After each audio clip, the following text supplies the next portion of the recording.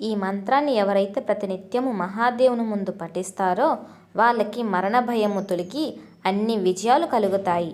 ఈ మంత్రం పఠించేటప్పుడు మహాదేవుని ఫోటో ముందు బిల్వపత్రాలు పెట్టండి. బిల్వపత్రాలు పెట్టిన తర్వాత ఈ మంత్రాన్ని 108 సార్లు పఠించండి. మంత్రం ఒకసారి మనం చదువుకుందాము. నమస్తే అస్తు భగవాన్ విశ్వేశ్వరాయ మహాదేవాయ త్రయంబకాయ త్రిపురాంతకాయ త్రికాగ్నికాలాయ కాలాగ్నిరుద్రాయ నీలకంఠాయ మృత్యుంజయాయ సర్వేశ్వరాయ సదాశివాయ శ్రీమన్మహాదేవాయ నమః అని అంటూ ఈ మంత్రాన్ని అయితే 108 సార్లు పారాయణం చేయండి. అలా చేసిన తర్వాత మీకు అన్నిట్లోని విజయం జరుగుతుంది. ఈ మంత్రాన్ని ప్రతినిత్యం ఎవరైతే పఠిస్తారో వాళ్ళకి మరణ భయాలు పోయి అన్నిట్లోని విజయం పొందుతారు. ఓం నమః శివాయ.